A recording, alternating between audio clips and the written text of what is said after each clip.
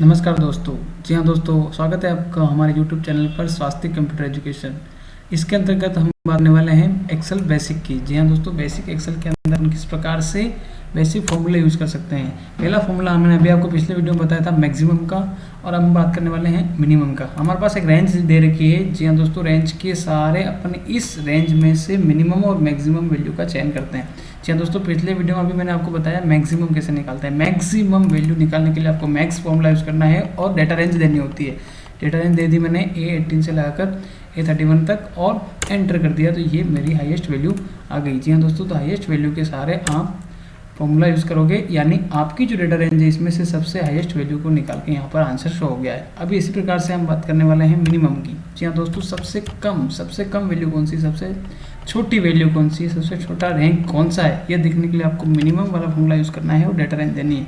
वही data range A80 से लगाकर A31 तक आपका डेटा रेंज है, और उसको आप ब्रैकेट बंद करोगे और एंटर दबाओगे। जी हाँ दोस्तों, तो यहाँ पर आंसर आया है 31 यानी मिनिमम।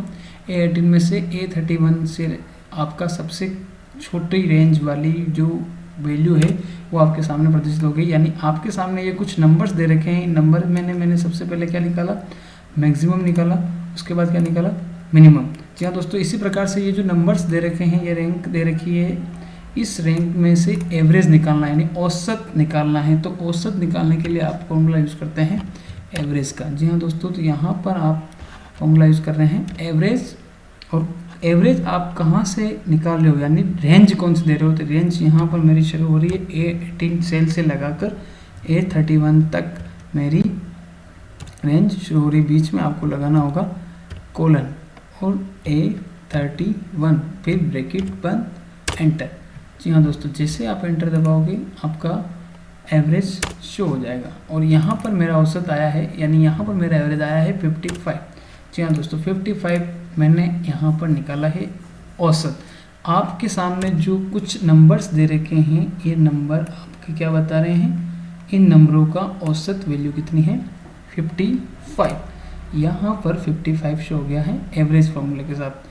जी हाँ दोस्तों, अब आगे बढ़ते हैं। अगर आपको सबसे हाईएस्ट वैल्यू निकालनी होती है, तो आप किसी भी नंबर में से सबसे हाईएस्ट नंबर का चयन करना चाहते हैं, तो आप निकालोगे मैक्सिमम, यानी मैक्सिमम वाला फॉर्मूला यूज़ करोगे। अगर आपको सबसे छोटी वैल्यू निकालनी होती है तो आप मिनिमम का यूज़ करोगे।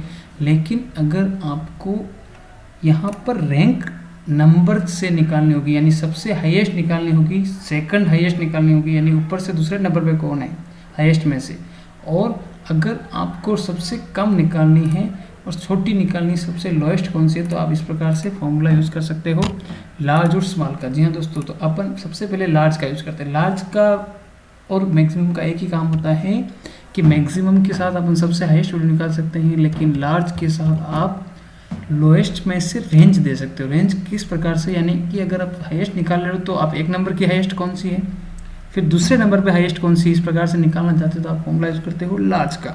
जी हाँ दोस्तों, लार्ज का फॉर्मूला मैंने टाइप कर दिया है, और मैं यहाँ पर मेरी रेंज दे रहा हूँ A18 से लगाकर A31। अब यहाँ पर एक नई चीज़ आएगी, यहाँ पर आपको लिखना होगा कौन से नंबर की वैल्यू हाईएस्ट निकालनी है। हाईएस्ट आपको निकालनी है, यानी लार्ज बड़ी निकालनी है, लेकिन कौन से नंबर की, एक नंबर की अगर आप लिखोगे और एंटर दबाओगे तो आपका 81 ही आएगा, जो मैक्सिमम का आया था। 81 क्यों आया, कि सबसे हाईएस्ट कौन सी है, 81। लेकिन अगर आप यहाँ पर 2 नंबर पे रखोगे, यानी अगर आप कॉमा के बाद 2 नंबर लिखोगे, तो दूसरी हाईएस्ट वैल्यू आएगी 78। जी हाँ दोस्तों, तो मेरे इस नंबर ऑफ वैल्यू में सबसे सेकंड नंबर पे हाईएस्ट कौन है, 78। यहाँ पर आंसर 78 आ गया। इसी प्रकार से अगर तीसरे नंबर के हाईएस्ट निकालना चाहते हो तो आप यहाँ 2 की जगह कर दोगे 3, और तीसरे नंबर के हाईएस्ट वैल्यू पे निकालेगा 72। इसी प्रकार से अगर आप चौथे नंबर के हाईएस्ट निकालना चाहते हो तो यहाँ पे चौथे नंबर के हाईएस्ट करके लिखोगे, तो यहाँ पर आके चौथे नंबर का हाईएस्ट 62। तो जी हाँ दोस्तों, इसी प्रकार से आप नंबर की रेंज, यानी अगर ये मान लो आपके सामने कुछ रैंक, बच्चों की रैंक दे रखी है, तो आप अगर क्लास में बच्चे की रैंक ढूंढना चाहते हो तो सबसे हाईएस्ट ढूंढ सकते हो, सेकंड नंबर पे कौन है, थर्ड नंबर से कौन है हाईएस्ट में, तो यहाँ पर लार्ज वाला फॉर्मूला यूज़ करके आप second number, third number, fourth number की पोजीशन को आसानी से प्राप्त कर सकते हो। इसी प्रकार से सबसे कम के लिए आप यूज़ करोगे स्मॉल का फॉर्मूला। स्मॉल की फॉर्मूला की सहायता से आप यहाँ से सबसे कम वैल्यू और नीचे से दूसरे स्थान पे कौन है, सेकंड लास्ट कौन है, ये भी पता कर सकते हो। नीचे से तीसरे नंबर पे कौन है, ये पता कर सकते हो। तो इसीलिए आप फॉर्मूला यूज़ करते हो स्मॉल। यहाँ पर भी आपको रेंज देनी होगी और रेंज आपकी है A31, कोमा के बाद आप बताओगे कि नीचे से कितने नंबर। अगर आप नीचे से एक नंबर को निकालना यानी सबसे कम वाली वैल्यू को निकालना चाहते हो तो यहाँ पे करोगे 1। तो इसका आंसर आएगा दोस्तों 31, जो मिनिमम का आया था।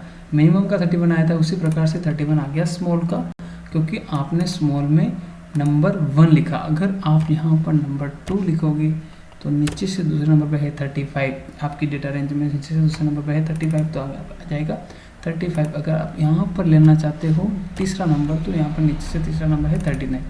जी हाँ दोस्तों, जिस प्रकार से आप स्मॉल और लार्ज का फॉर्मूला यूज़ कर सकते हो उसी प्रकार से आप यूज़ कर सकते हो मैक्सिमम और मिनिमम। मैक्सिमम सिर्फ हाईएस्ट वैल्यू निकालेगा, मिनिमम सबसे कम एवरेज आपकी डेटा रेंज का औसत निकालेगा, और लार्ज वाला फॉर्मूला आपकी नंबर ऑफ रैंकिंग दे देगा, 1 नंबर 2 नंबर 3 नंबर।